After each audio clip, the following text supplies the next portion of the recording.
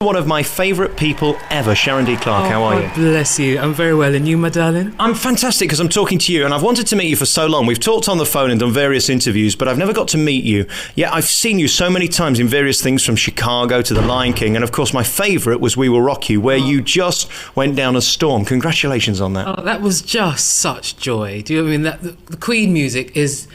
It's so theatrical, and it just lends itself to the stage and to a story, and it was just absolutely phenomenal, and getting to wear those crazy costumes. I just loved it, absolutely loved it. And you really made that part your own. I think what Ben Elton and the Queen Gang did with that show was look for personalities to do the big character roles, and they don't come any bigger than you. Your voice is just so massive, and it literally filled that theatre, and you did steal the show. It was a remarkable performance. Do you miss those days of the standing ovation? I suppose there's always a part of an actor that loves the applause. I think that's why my first love is really theatre, because you have that contact with the audience and you can see the whites of their eyes, and also each audience is a different animal and bring different things out in you. So I suppose if it came to the crunch, I do prefer the live work, yeah. It must be hard being you in a way, because we lost you in musical theatre to be on TV in Holby City, and you did so well at that. Well, I think for me it's what lights your fire at the time. What you see is going to be a challenge. Sometimes it's great to take the stuff that you're actually scared of doing, because that opens you up and makes you discover things about yourself. And then there's some stuff that you just take because you know it's going to be absolute fun, like the panto I'm doing at the moment at Hackney Empire.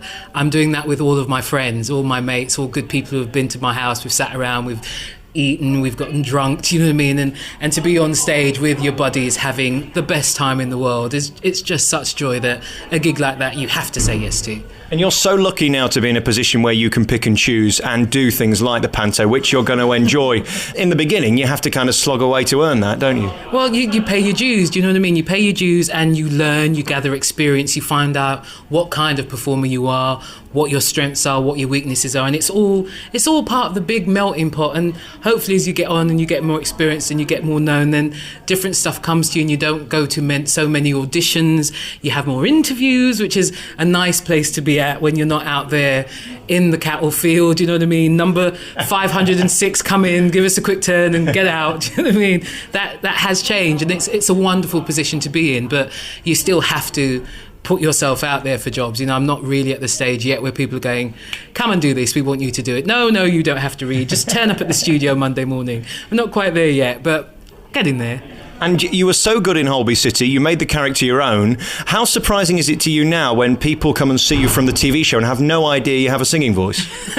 That is the weird thing, because I've been in theatre since I was 6, and it's not that it's a step away, but Holby was kind of the different path. I'd done TV and stuff before, but I'd never been in a long-running drama. You learn so much about camera technique, what it means to cross the line, and is it a dirty shot, and all those kind of terms. Like, when you're a guest on a show, there isn't the time to ask those kind of questions. So Holby was a real learning curve like that, and also staying with the character for so long and getting their ins and outs and their highs and their lows. That was really fantastic, and now I'm looking forward to being back on stage. Were you in many dirty shots? I was quite yes. I dirtied quite a few shots over my time in Holby, yes. Well, we'll get back to what that means later. And in terms of your musical theatre career, you were so blessed to have been in some of the biggest productions ever. The Lion King is so magical, for example. To be in that must have been a great thrill.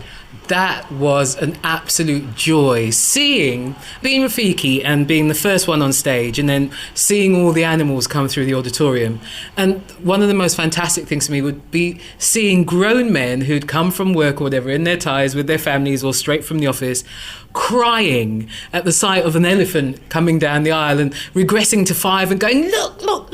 That kind of stuff for me was just phenomenal. The fact that theatre can do that and take people away to different places and different experiences and totally suspend their belief. Yes, there are 4 people walking down the aisle in a caged mache pepper looking like an elephant, but people believe it and they go with it, and that's an absolute joy. And it's clever on so many levels. Like Rafiki, the character you played, means friend in Swahili. Just on every level, it's smart, isn't it? And that's why it's lasted more than 10 years. Oh, I can't wait to go and see it again. There's always another generation that's going to love it. And I love taking like my younger nephews and nieces to go and see it and watching their just amazement and wonder and awe and just, you know, the whole stampede thing and seeing them getting all excited as a buffalo run down. And it's phenomenal. It's great. I love that theatre can do that.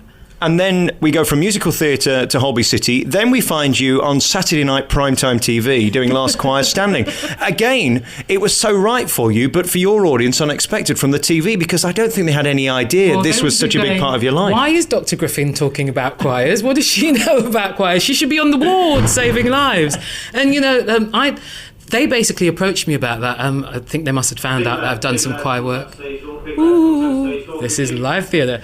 They must have, seen that I'd done choir stuff, and they asked me to come into the office and just look at some tapes of choirs and comment. And I'm a big TV watcher. I love my TV, and I'm from a culture. Well, I suppose it's most working class people really, where you chat to the television. Do you know what I mean? She was, oh no, she's not doing that again. No, leave him. What are you doing? Can't believe the way she's singing that. Stop it. Do you know what I mean? So that's stuff that I'm used to doing anyway. And getting a job like that where you're surrounded by absolutely phenomenal music, high caliber from people who are not professionals, but singing their hearts out, singing with joy and passion, being asked to sit down and listen to this and say what you think. For me, it's not even work. Do you know what I mean? It's not work at all. Some of the people who were singing, I would gladly have paid money to go and see. And yet I was getting paid to listen to them. So listen, life is not bad at all. And you'd got great heart in that programme. I think more than anyone, you were so moved by it. That's what we love about you. You give such emotion in your performance, but you also feel it back, don't you? It's got to be a two-way street. I'm affected by it in that way because it is my joy. I love music in that sense. And for me, if it doesn't move you, then what's the point? Do you know what I mean? Especially with something like a choir.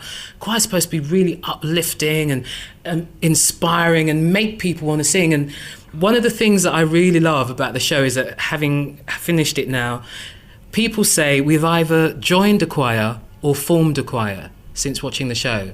And for me, that is the greatest thing. If it's gotten the nation singing again, if it's gotten people feeling that it is actually cool to be in a choir, you're not a nerd, do you know what I mean? If I go to choir rehearsals. And that, it's eclectic, it's diverse, it can be funky, it can be whatever you want it to be, whatever your style is. Absolutely glorious. Sign me up again, please, BBC, bring it back. And then on the back of that, you get accepted by people like Paul O'Grady, who features you on his show. And let's face it, he's the king of TV right now. To have somebody like him encourage your talent and have you sing live on the show and even his theme tune, what a compliment that must have been. An absolute compliment. And Paul is a great lover of theatre. Do you know what I mean? And luckily enough, he'd seen Once on This Island, stuff that I'd done before as well, and just really enjoys it and says, come on and share the talent. And he's really good at doing that, getting people on to just share the talent with the nation. And when you hear yourself back, do you realise that's you, or is that something else? Do you see that as a character, as something else, or is it really you? It's me, but when you're in the moment, you're in the moment. So it's Killer Queen doing that. But yeah, it's me. I have to find it from somewhere and pull it out of the bag. 8 shows a week like that. Oh my God, I'm really crusty tonight. But still, Dr. Theatre gets you out there and you do it. And it's very different. I find singing myself as Sharon very different to singing in a character, because the characters don't always sing the way I naturally sing. I'm very much jazz, gospel, easy listening, middle of the road. And Killer Queen was all rock. Do you know what I mean? It's all rock stuff.